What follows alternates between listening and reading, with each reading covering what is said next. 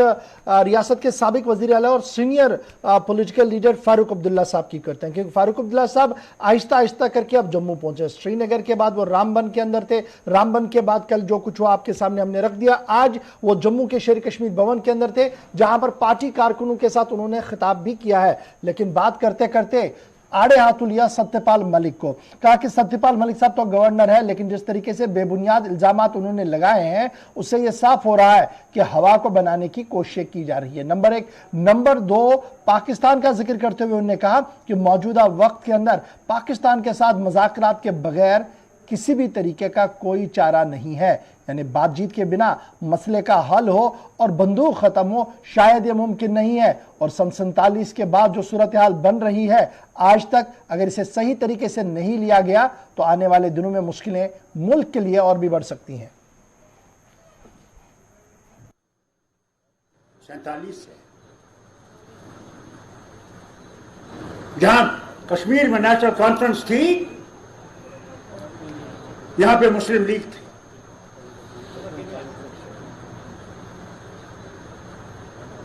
हमारी और उनकी सोच में बहुत फर्क था।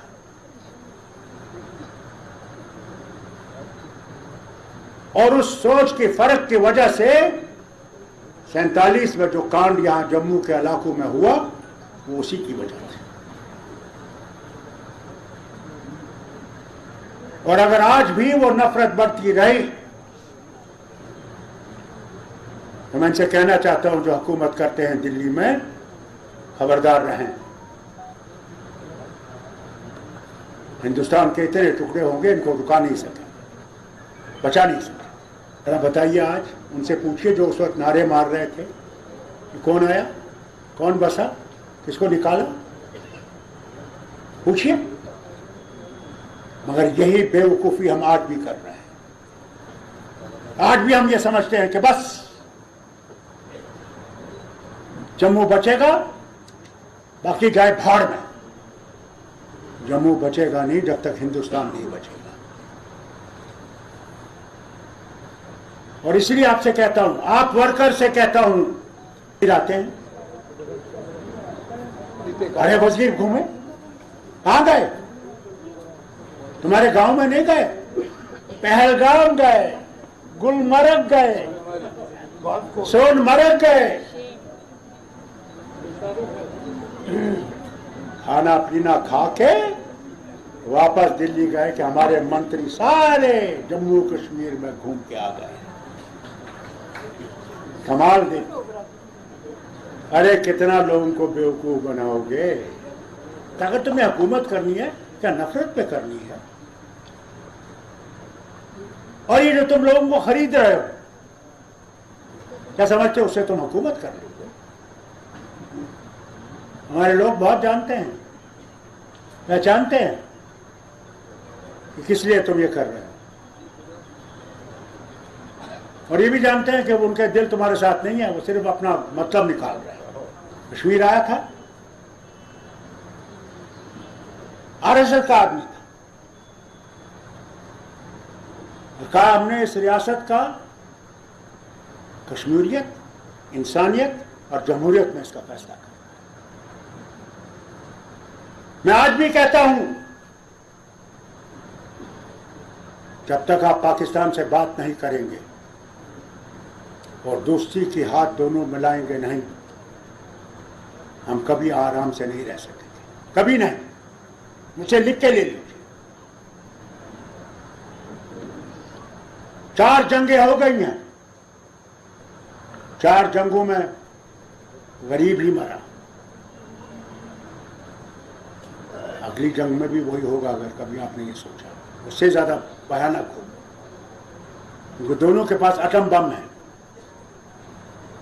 हम तो एक ही एटम बम से मिट जाएंगे। अजीब अजीब किस्म के खबरें फैला रहे हैं, ये और फैलाएंगे, और नफरतें फैलाएंगे, झूठ फैलाएंगे।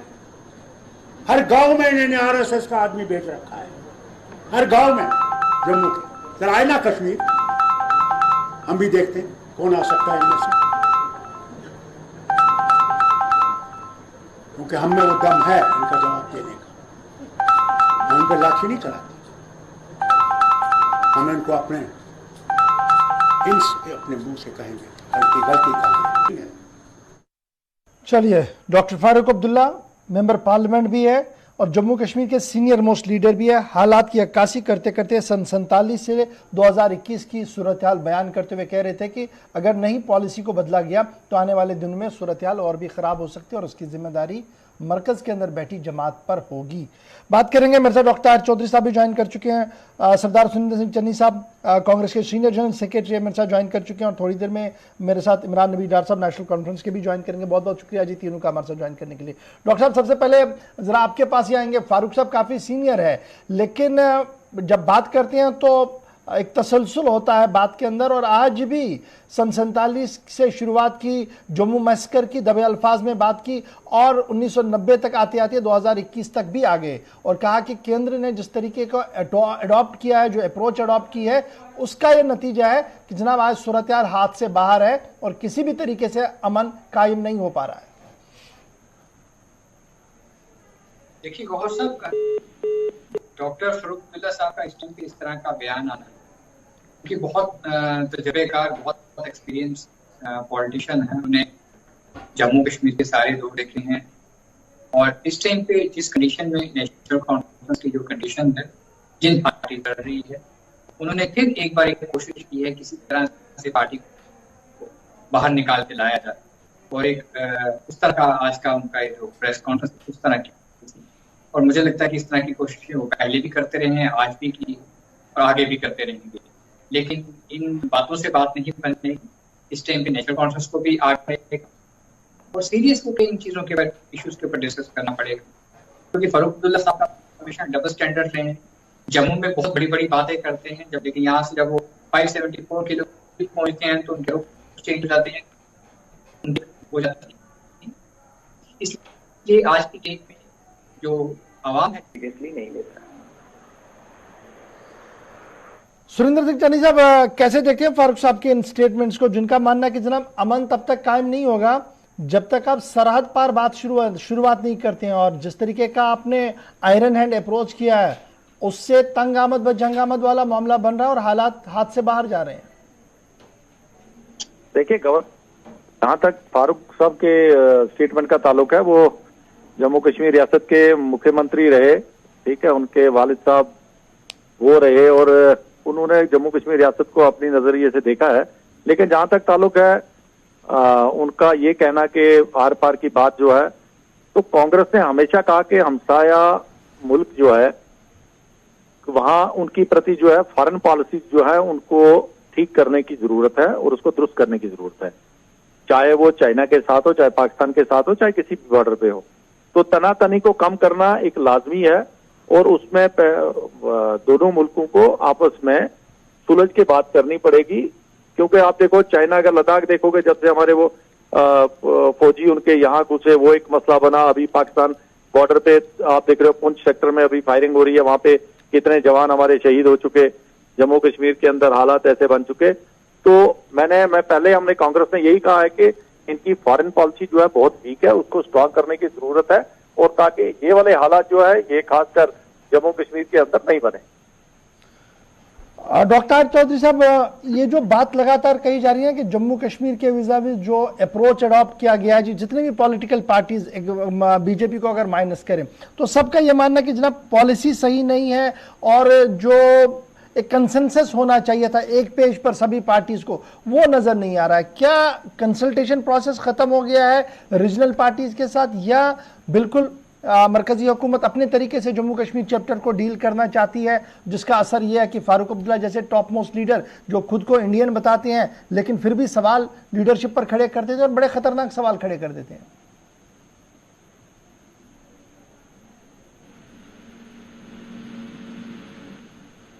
डॉक्टर साहब, क्या अब तक मेरी आवाज आ रही है? जी आवाज आ रही है आपकी जी। तो हमेशा हमारी पॉलिसी रही बहुत पॉजिटिव पॉलिसी रही और हमने हमेशा कोशिश की कि हालात अच्छे रहें, सब कुछ बेहतर रहे। लेकिन आप देखिए जब जब हमने हाथ पाकिस्तान की तरफ बढ़ाया, पाकिस्तान ने पीठ के पीछे से छुरा घोंपा। ये एक मिसाल नहीं है, बहुत सारी मिसालें हैं, आप सारी मिसालें जानते हो। हमने दीनानगर देखा, बालाकोट देखा, पठानकोट का एयरबेस का वो अटैक देखा, हमने करगिल का वो युद्ध देखा, सब कुछ देखा हमने।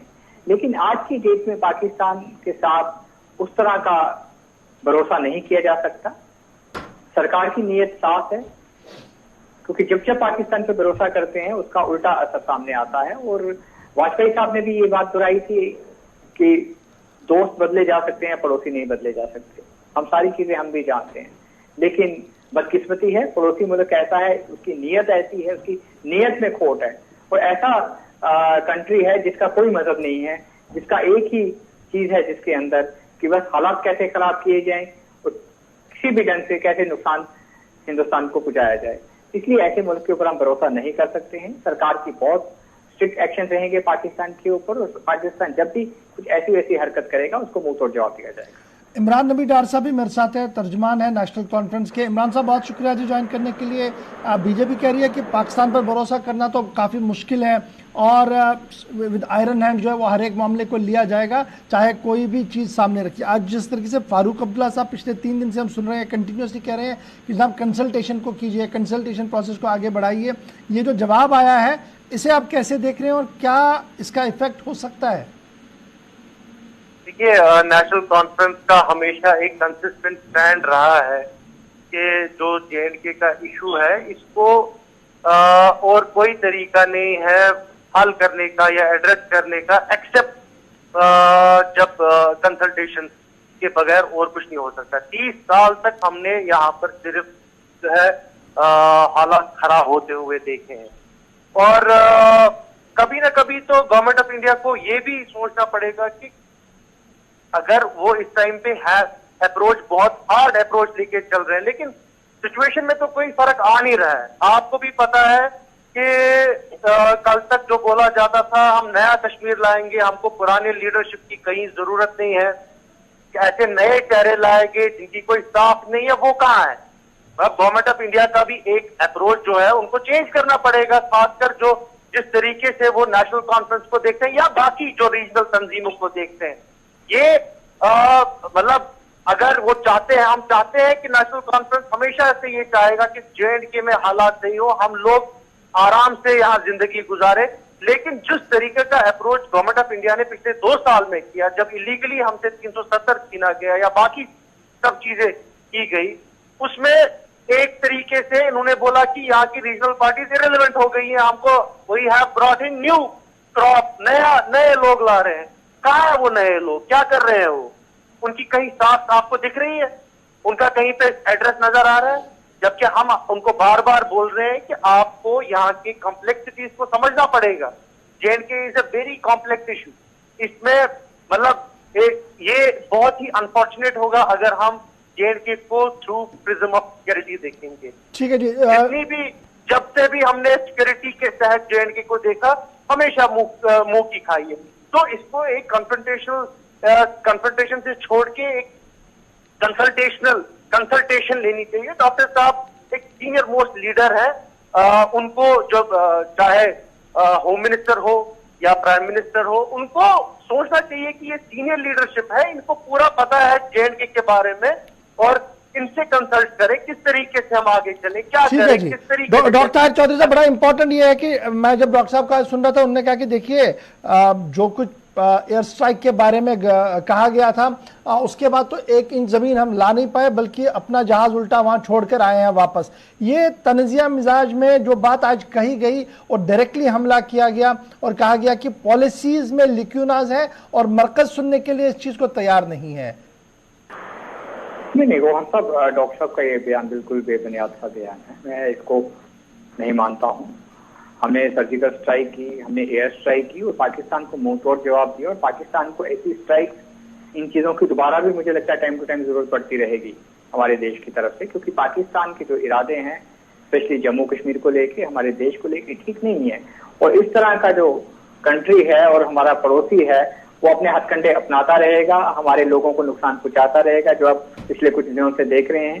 सारी इन चीजों में अगर इन्वॉल्वमेंट है तो पाकिस्तान की है, और जब इस तरह हमारा देश के लोग, हमारा आवाम महफूज नहीं अपने आप को करेगा तो सरकार को बहुत स्ट्रिक्ट स्टेप्स उठाने पड़ेंगे। सवाल तो वो यही पूछ रहे हैं ना कि बदला क्या है जी, 1 इंच वहां से लाई नहीं, उल्टा नुकसान करके हम वापस आए। नहीं, वो सब 1 इंच की बात छोड़िए।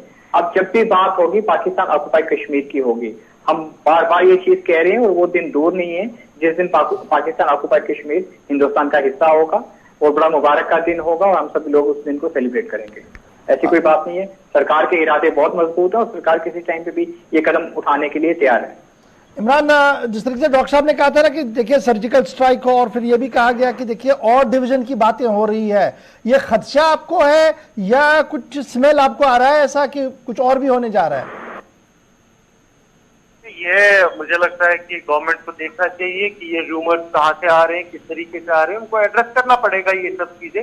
देखिए आपको ये समझना पड़ेगा इस टाइम पे जो हालात है, एक तजल्जुल है। आज देखिए सड़कों में जिनके पास पूरे कागजात हैं अपने बाइक के, उनके बाइक तक सीज किए जा रहे हैं अक्रॉस द बोर्ड। मैं कश्मीर की बात करूंगा, श्रीनगर में सैकड़ों इस टाइम पे सीज हो गई है। तो ये सब चीजें क्यों हो रही है?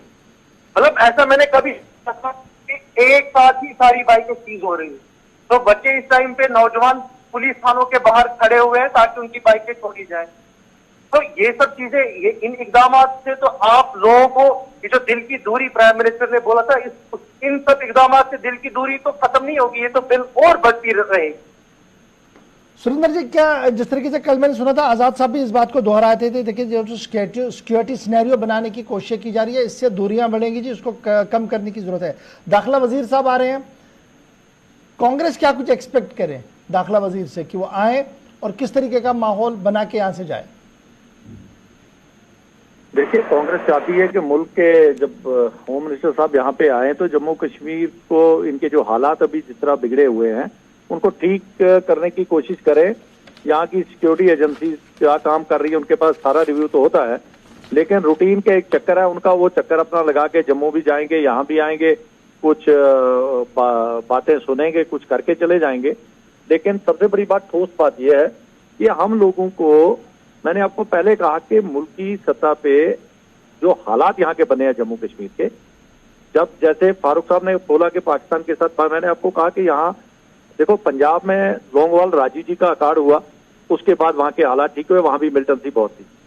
अच्छा, आपने प्रफुल्ल कुमार महंतो से बात हुई, वहां हालात ठीक हुए। लाल डिंगा से बात की, वहां विद इन द कंट्री की बात कर रहा हूं मैं। बॉर्डर लगता है हमारा, क्यों यहाँ भी कोई ऐसा मैकेनिज्म करके, क्योंकि या तो इनके पास, मैंने आपको पहले कहा फॉरेन पॉलिसी इनकी वीक है, पॉलिसी नहीं है, या उस पॉलिसी को जब ये ठीक करेंगे, आप देखो पिछले 10 साल मनमोहन सिंह के निकले, आप बॉर्डर फायरिंग, शेलिंग, बाकी चीजें अगर काउंट करके देखोगे कितनी बार बॉर्डर पे इस तरह के वारदातें हुई। तो इसको सुधारने की जरूरत है। हम उम्मीद करेंगे कि अगर होम मिनिस्टर साहब यहाँ पे आ रहे हैं तो कुछ अच्छा करके जाएं, कुछ लोगों को सहूलियत मिले, लोगों के बारे में कुछ सोच के जाएं। जम्मू कश्मीर रियासत का उन्होंने एक ऐलान किया था पार्लियामेंट के अंदर कि इसको हम रियासत बनाएंगे थोड़ी देर के बाद, तो हम चाहेंगे कि वो एक बहुत अच्छा कदम लेके अगर आए तो वो यहाँ जम्मू कश्मीर रियासत को फिर बनाने का एक ऐलान करके जाए, तो लोगों का जो है कम से कम जो गुस्सा या बाकी चीजें हैं वो ठंडी होगी और अपने अपने काम पे सारे लोग लग जाएंगे। बहुत बहुत शुक्रिया जी आप सबका हमारे साथ ज्वाइन करने के लिए। चूंकि ऑडियो लिंक टूट गया इस बार से, बहुत बहुत शुक्रिया जी तीनों का हमारे साथ।